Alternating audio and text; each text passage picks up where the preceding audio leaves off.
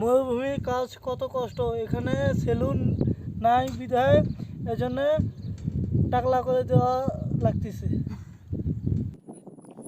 বন্ধুরা চলে আসলাম আবারও আরেকটি ভিডিও নিয়ে। আশা করি সকলে ভালো আছেন, আমিও ভালো আছি। এই আশাবাদ রেখে আজকের এই ভিডিওটি যদি একটু ভালো লেগে থাকে তাহলে শেয়ার করতে ভুলবেন না, সেই সাথে আমাদের সঙ্গে যুক্ত থাকার জন্য ফলো দিয়ে রাখুন। মরুভূমিতে আমরা যারা বসবাস করি আমাদের জন্য কোনো সেলুন কিংবা কোনো নাপিত প্রয়োজন পড়ে না, কিংবা এখানে নেই, কেননা আমাদের এই সব কিছু এখানে করতে হয়। দেখেন বন্ধুরা, মেশিন দিয়ে আমরা কিভাবে একদম নেড়ে করতেছি, কারণ এখানে আমরা তো সেরকম পারদর্শী না যে খুর কেসি চিরুনি দিয়ে আমরা কাটতে পারি না, তাই আমরা মেশিন দিয়ে একদম টাকলা করে ফেলি।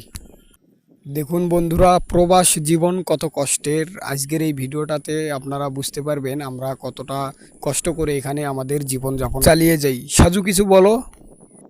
দেখেন ভাই, এই যে টাকলা করছি, টাকলা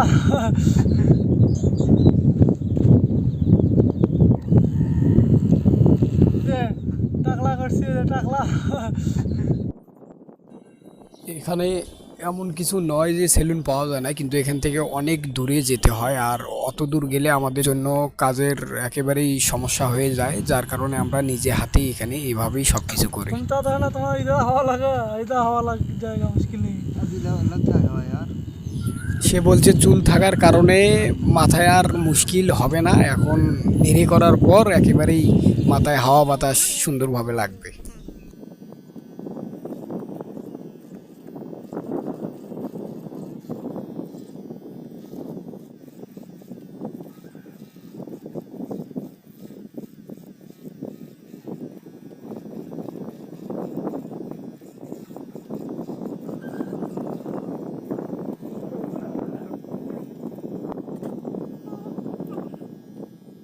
লক্ষ্য করুন, আদিকালীন যুগের মতো বন্ধুরা আজকে আমাদের এই ডিজিটাল যুগে আমরা কিভাবে চুল কাটতেছি দেখেন, একবার লক্ষ্য করে দেখেন।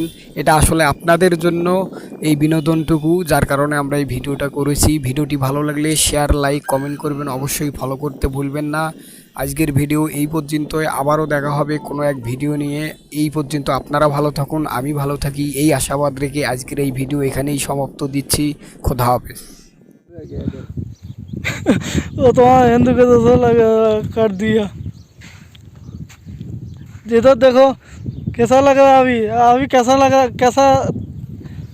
रहा है तुमको उधर सामने? ठंड लग रहा है, ठंड लग रहा है। देखें भाई, इधर এদিকে কোনো নাপিত নাই, কোনো কিছু নাই, আমরা চুল কাটি এরকম করে। দেখেন कमीना इसको काट दो।